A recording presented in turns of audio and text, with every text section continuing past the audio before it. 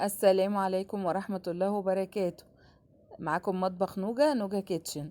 ان شاء الله النهاردة معانا روتين تاني يوم العيد. ما شاء الله اول حاجة بدأنا.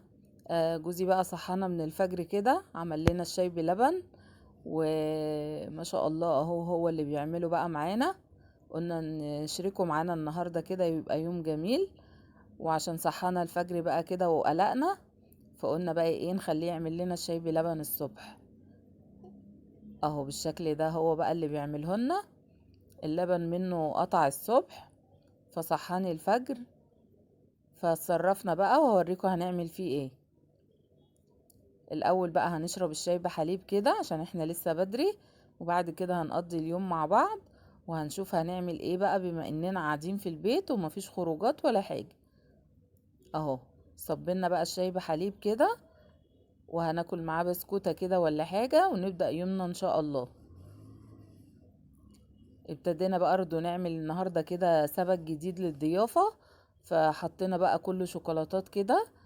كنا خايفين عليها من الحر، طلعناها من التلاجة وقلنا نرصها بقى كده لأي ضيف يجي ولا حاجة، يبقى سبت الضيافة ايه موجود. طبعا غير الضيافة اللي احنا مجهزينها من الكعك بقى والبسكوتات والحاجات الجميلة اللي عملناها مع بعض. اهو بالشكل الجميل ده حضرنا بقى سبت الشوكولاتة ده، وقلنا نخليه قدامنا كده لأي حد مثلا يدخل ولا حاجة، يبقى الضيافة بتاعتنا جاهزة. اهو بالمنظر الجميل ده. هوريكم بقى هنعمل ايه في الحليب اللي باظ او اللبن اللي باظ اللي هو قطع. مش هنرميه ولا حاجة طبعا، حرام. هوريكم هنعمل فيه ايه الوقت. اهو معانا بالمنظر ده، حطينا عليه شوية شطة وشوية ملح، وعندنا طبعا برطمان المش، انا اللي عاملاه بالمرتة والسمنة البلدي وجميل جدا ونضيف جدا. حطيناه عليه اهو بالمنظر ده، بيديله طعم حلو جدا. هنبتدي بقى نعمل الاكل بتاعنا. قلنا نعمل اول حاجة ايه؟ الرز بحليب. النهاردة هنعمل كشري بقى، ولزوم رز بحليب عاملينه بطريقة جديدة النهاردة. كنا عملناه قبل كده بالمانجا وفي الفرن ورز عادي، للي حابب يشوف الطريقة. مرضناش نطول عليكم، عملناها بقى الجزء الجديد بس. خدنا جزء منه كده الرز بحليب عادي خالص الابيض، والجزء التاني حطينا له باكو من الجيلي بطعم الفراولة. بصوا بقى لونه جميل ازاي، وطعمه زي السكر. ما شاء الله حلو جدا، جربوه. حاجة جديدة بقى ومبهجة للعيد. ووزعيه بقى في الأطباق أو الكاسات بتاعتك على حسب ما انت عايزة. احنا عملنا هنا بالعكس، نص بالفراولة ونص أبيض، وعملنا العكس التاني نص أبيض ونص فراولة. وفي الآخر خالص حطينا كاس كله فراولة للي حابب، وعملنا كاس كوكتيل كده أبيض على أحمر أبيض على أحمر، في منتهى الجمال والروعة، طعمه زي السكر. عندكم موجود طريقة الرز اللي هو الرز بحليب عادي خالص، وفي الرز بلبن في الفرن، وفي كمان الرز بالمانجا عملناه ما شاء الله جميل جدا وعجب الناس كلها. ان شاء الله ده كمان يعجبكم اللي بالفراولة بجيل الفراولة.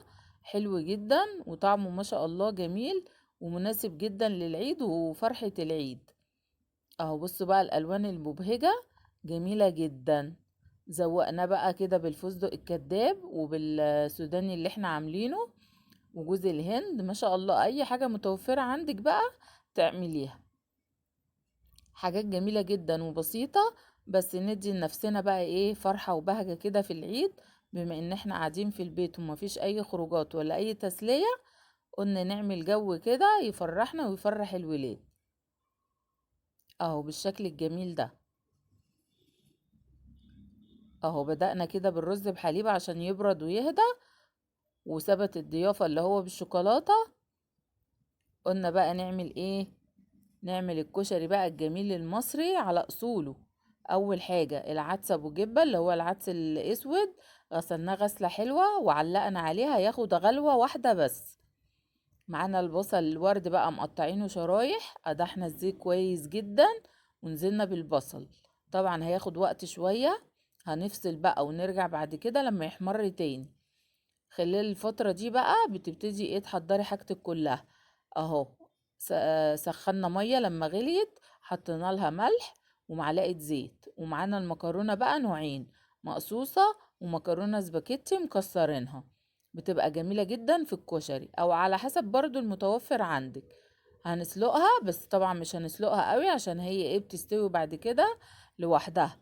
يعني اول ما بتطفي عليها هتلاقيها برضو استوت شوية تاني. اهو البصل بتاعنا الورد بتاع الكشري داخل في السوا. خلاص، طبعا بنقلب فيه باستمرار في المرحلة دي عشان ايه يبقى محمر كله كده كويس معانا. طبعا كمية الزيت دي هنعمل بيها الكشري كله. اهو هنطلعه بالشكل ده. اهو بصوا بقى الزيت خدنا منه شوية مع المكرونة بعد ما صفيناها ورجعناها الحلة تاني، بيديها طعم حلو جدا.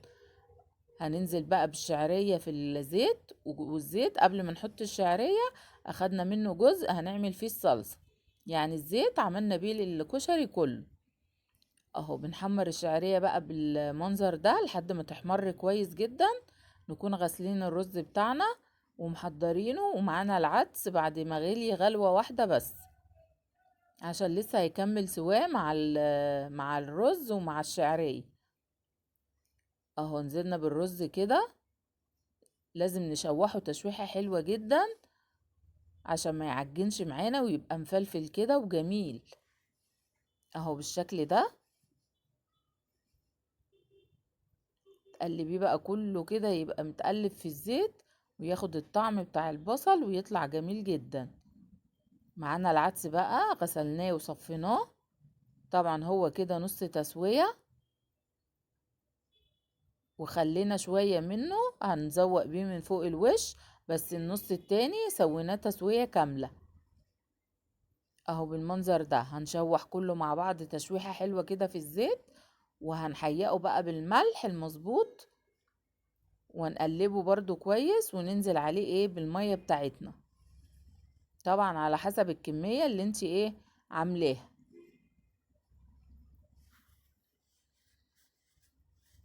اهو بالمنظر ده شوحنا كده تشويحة حلوة، وبعد كده ننزل بقى بالمية. حاجات سهلة وبسيطة جدا نفرح بيها نفسنا بقى. طبعا المحلات كلها قافلة ومفيش كشري ولا في حاجة. كده بقى احنا نعمله في البيت بنظافة وحاجة جميلة ومضمونة. اهو بصوا بقى شوية الزيت اللي خدناهم هنعمل فيهم برضو ايه الصلصة. معانا توم مهروس وهريسة شطة، هنحمر التومة كويس اهو بالشكل ده. ومعانا طبعا اساسي الخل، معانا حوالي نص كوباية كده من الخل. هنعمل لها الطشة بقى الجميلة بقى اللي هتخلي ريحة الكشري ايه جايب لآخر الشارع. اهو بالمنظر ده نزلنا بالخل. معانا طماطم بقى عصرينها. اهو اول ما الخل غلي كده هننزل بالطماطم. اهو كملنا طماطم تاني على قد المقدار طبعا اللي احنا عاملينه، وهنحط لها بقى التوابل بتاعتها. اهو معانا فلفل اسمر وكمون وكزبرة وشوية ملح، وتظبطي بقى الملح بتاعك.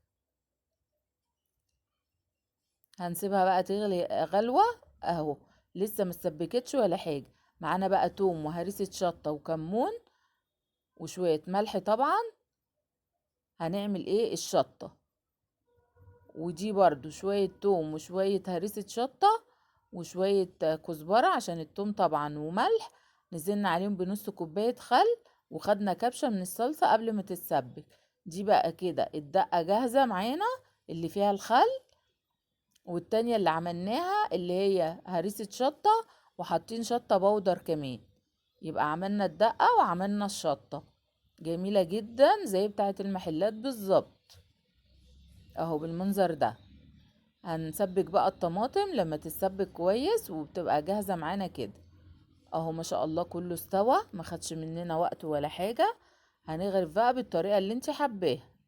اول حاجة بنحط الرز بالعدس بالشعرية، وبعدين بنحط المكرونة اللي هي نوعين مقصوصة واسباجيتي، وتشكلي بقى على حسب ما انت عايزة. اهو هنحط بقى العدس اللي سويناه تسوية كاملة. يعني ممكن تشكلي بقى ايه بالطريقة اللي انت حباها، ويفضل طبعا ان احنا هنعمل لكل واحد طبق. اهو بالشكل ده كده.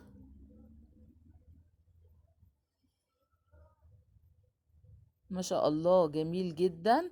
وبصوا الورد بقى مقرمش وتحفة. جميل جدا طبعا زي ما تعودنا كل سنة. ربنا ما يقطع لنا عادة ان احنا بناكل الكشري في العيد. فما شاء الله عملناه اهو، عملنا طبق منوعات كده، في دقة وعدس وشطة، وحطينا ليمون برضو اللي يحب يعصر ليمون، وعملنا شوية طماطم كده بالثوم وبالخل، تبقى جميلة جدا. وحطينا البصل الورد، طبق يبقى منوعات مشكل كده.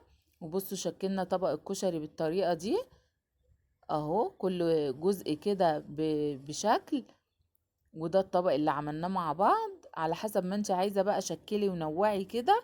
حاجات كلها جميلة ما شاء الله. مع الرز بلبن اللي بالجيلي الجميل بتاعنا، وطبق الضيافة اللي حضرناه الشوكولاتة. وكل سنة وانتم طيبين، ويا رب الوصفة تعجبكم ويبقى يوم جميل وسعيد عليكم وعلينا ان شاء الله. ما تنسوش بقى لايك وشير وسبسكرايب للقناة. وشكرا لكم، والسلام عليكم ورحمة الله.